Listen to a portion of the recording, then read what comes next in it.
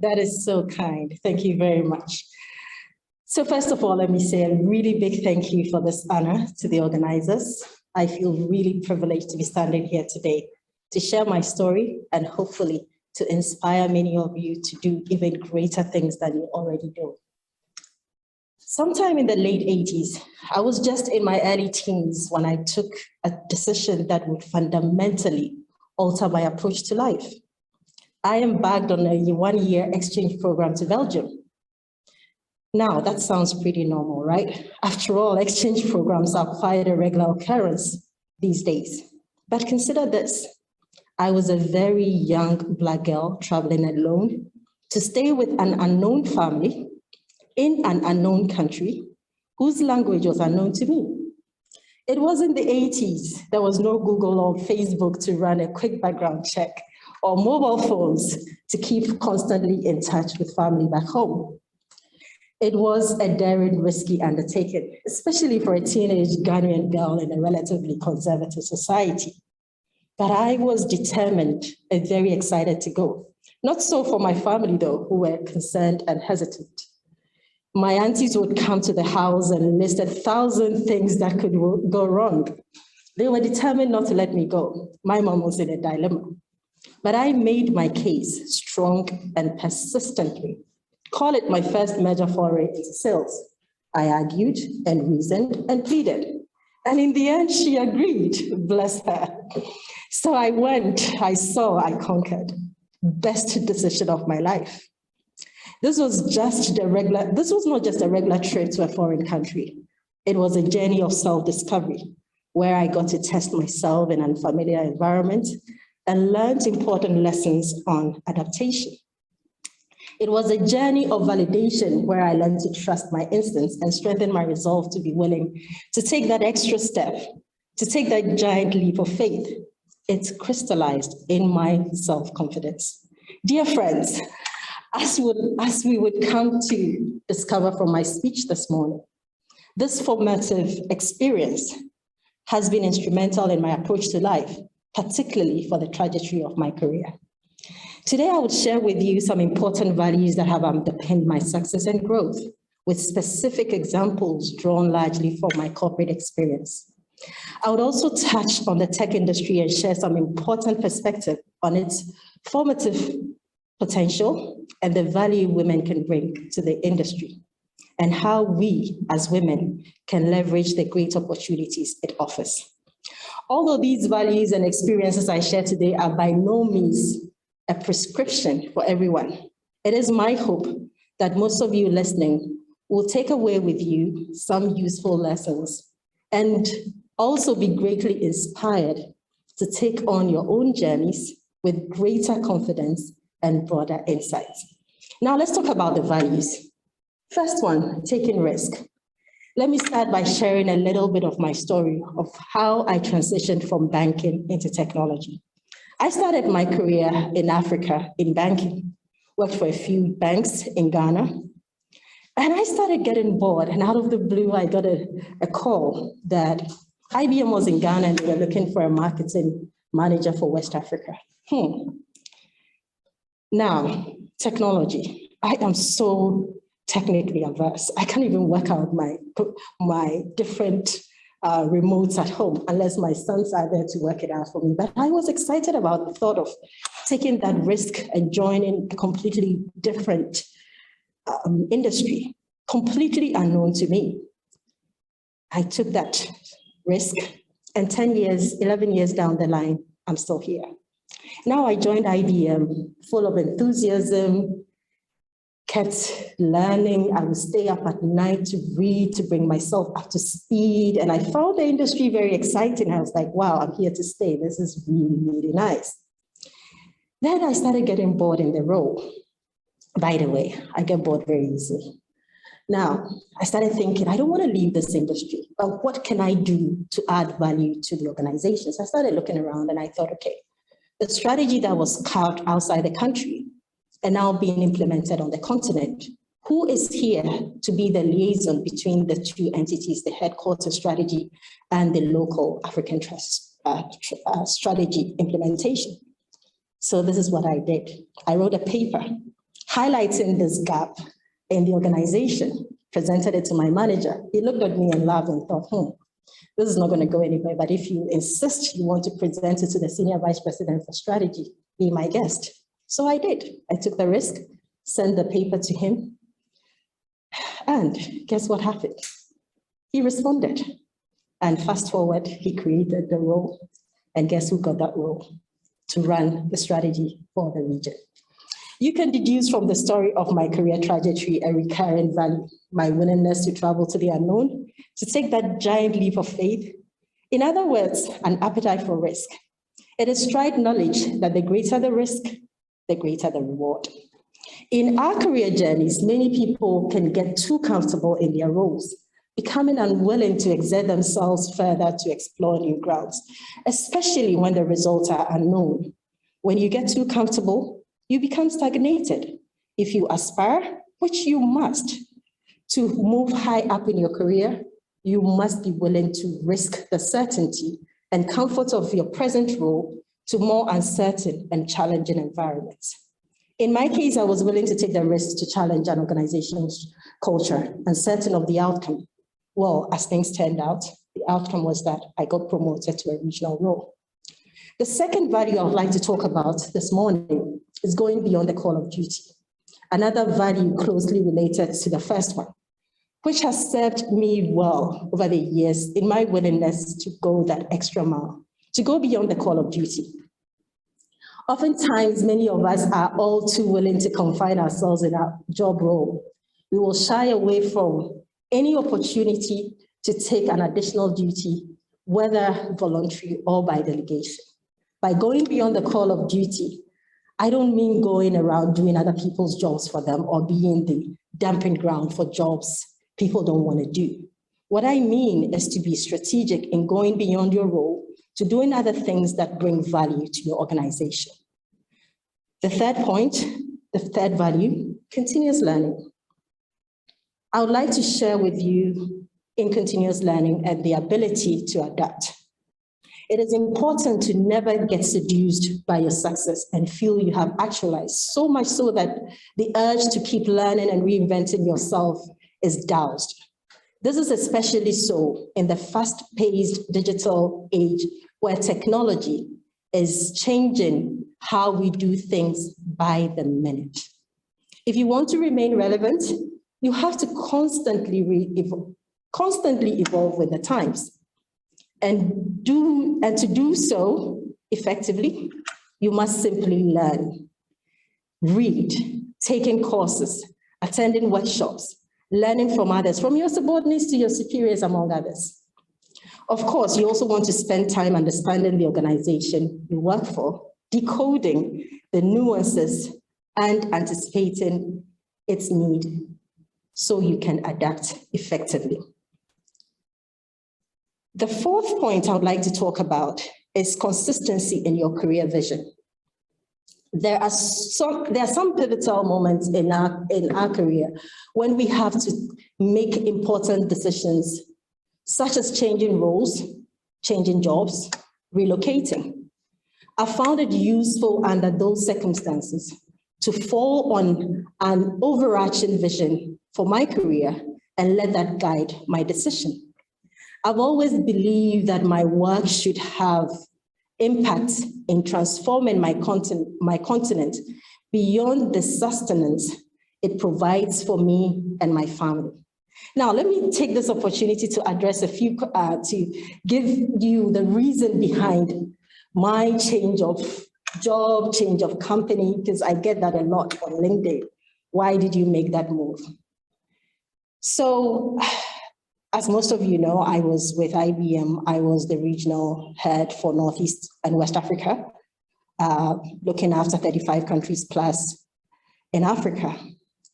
And I loved what I was doing. I enjoyed my job. I enjoyed working with my team. I enjoyed being with the company. Out of the blue, I got a call from Microsoft that they had set up this office called the Africa Transformation Office. And the Africa Transformation Office within Microsoft has 4 main mandates.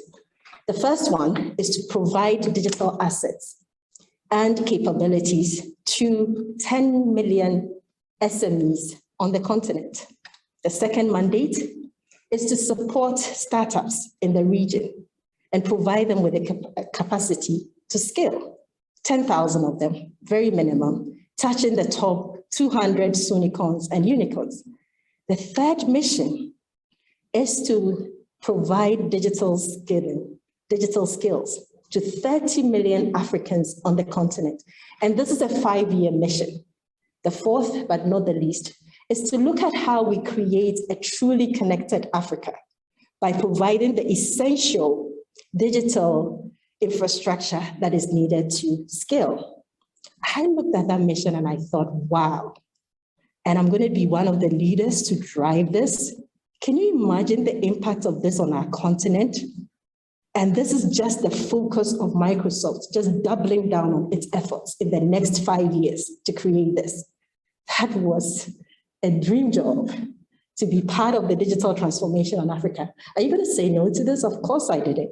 And this is how I found myself in Microsoft. Identifying your career vision and remaining consistent to it is an important value that will definitely serve you well. These values I have shared are by no means exhaustive, but they are some of the most important ones that have underpinned my success. And they can cut across various industries, including technology. Being a woman in a male-dominated space is challenging enough. You have to work twice as much and constantly prove yourself. I've learned to own my space. I've learned to speak up irrespective of the odds. And I stand up for myself. But above all, I have allowed my work to speak the most for me. Let's now turn our attention and speak in some details about the tech industry. Why do we need more women in STEM? According to various reports from the World Bank, World Economic Forum, and other bodies, women are grossly underrepresented in STEM fields in sub-Saharan Africa. If this does not change, women will remain in jobs that are likely to be replaced by technology, lower paying or less economically impactful jobs. We need more women taking up STEM or science-related fields in Africa, if Africa is to leapfrog and catch up with the rest of the world in the fourth industrial revolution. According to a study by Forbes and BCG and Tech University of Munich, diversity in STEM-related companies show that having 3 women in leading positions in companies brings 66% in return on investment. Did you hear that? Just 3 women in leading positions in companies will bring 66% increase in ROI.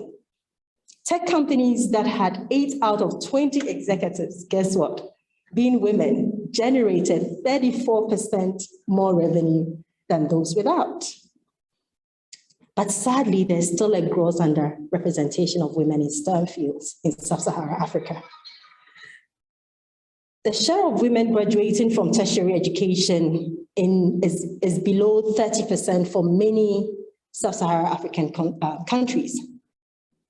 Consequently, scientific work and technological innovation are missing women's invaluable perspective and critical contributions. This only means that most women will remain in jobs that are likely to be replaced by technology, lower paying or less economically impactful in an increasingly technology-driven world. But what can we do? What can be done to disrupt the status quo for sub-Saharan Africa as a whole? Let's try and answer this. The good news is that we know what these challenges and biases are, and we know many are solvable. Moreover, there's no lack of innovation initiatives across Africa targeting most of these root causes. In many countries in the continent, we need to scale up interventions that have proven to be game changers. Some of these focus on improving access to quality pre-tertiary education to ensure students, both girls and boys alike, are learning and acquiring the expected competencies in math, science, literacy, and digital skills. They also focus on incorporating gender-responsive and integrated STEM education in the tertiary education curricula, providing mentorship and hands-on training opportunities for girls and young women in collaboration with STEM industries and promoting flexible and family-friendly workplace policies.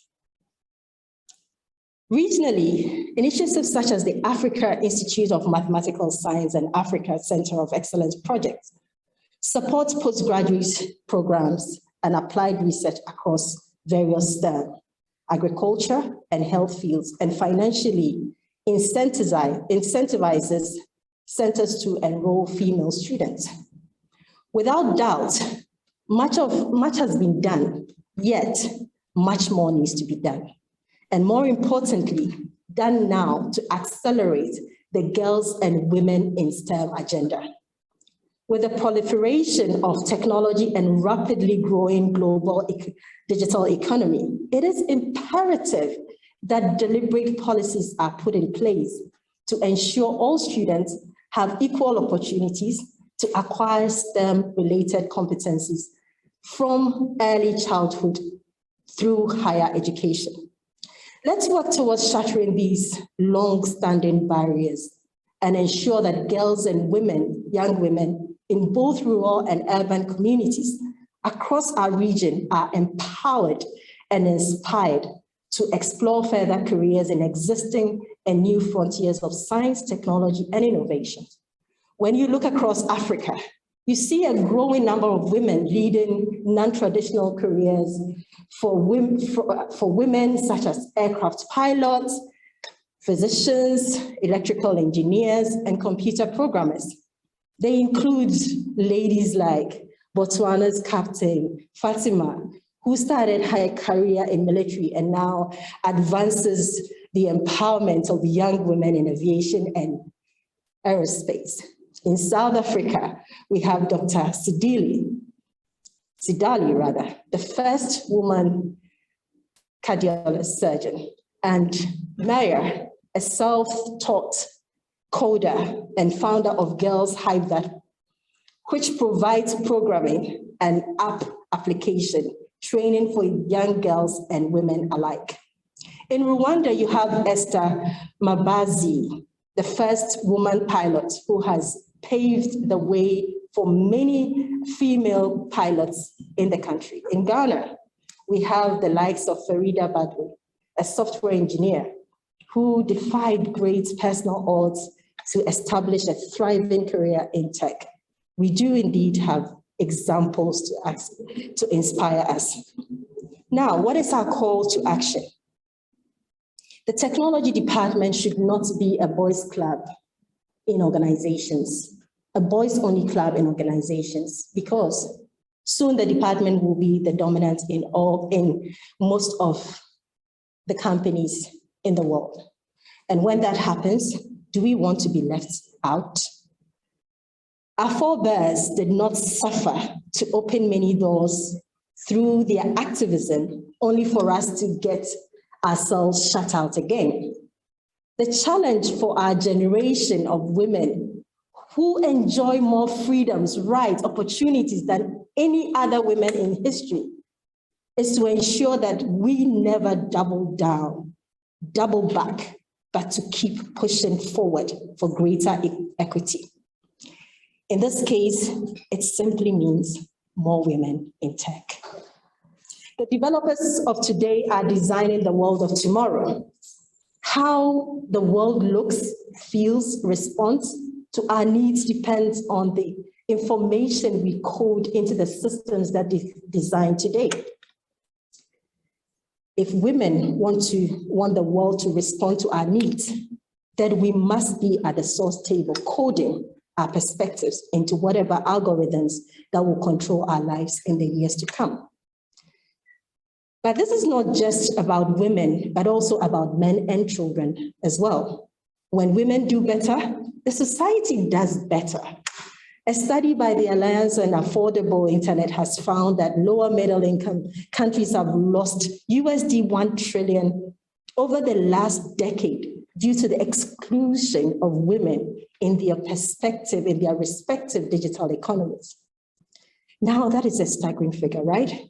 Which unfortunately will keep growing even bigger if women continue to be excluded from the ever-expanding digital economy. There is great wealth women can bring to the table that will bring prosperity to all. But the work must start today to ensure that we are properly integrated in the digital revolution. We need to be deliberate about attracting more women in STEM. We need more role models in STEM to attract the next generation. We need deliberate policies, and we need to act now. In this concluding part of my speech, I would like to connect some dots.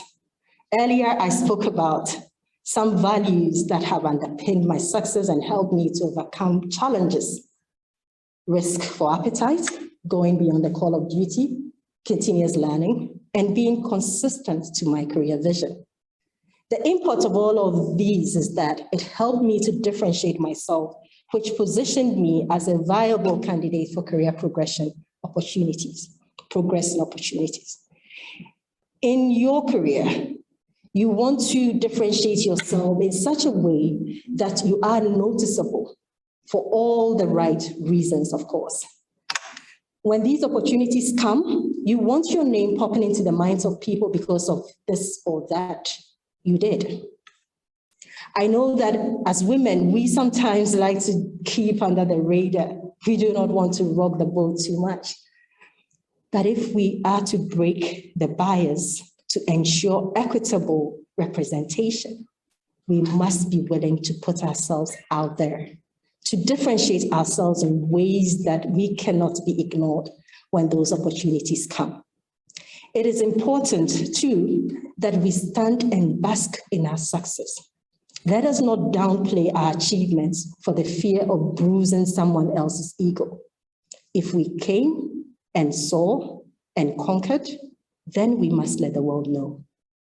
The more women see the success of other women, the more women can aspire to greater heights. Let me end with how I started, back to the story of my exchange program as a teenage Ghanaian girl.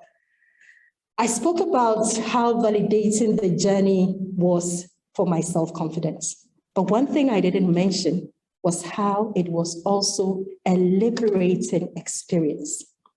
Flying across the continent, the Atlantic, to an unknown land, thriving and returning was above all so liberating. The feeling that I could transcend the doubts and limitations of my circumstances to explore and realize my full potential completely banished any self-doubt imbued in me an invincible spirit. I became a go-getter. As women, there are many limitations that can stifle our progress in life. These limitations exist structurally in our society, and most importantly, internally in our minds. For us to make any meaningful progress, we have to start by liberating our minds and collectively break down the barriers in our way. We must believe that we are deserving of greater heights. We must believe that Africa, the world, needs women to be at the table if especially Africa is to realize its digital transformation. And we must be relentless and unapologetic in our quest to attain such heights. And together, we must break the bias. Thank you very much.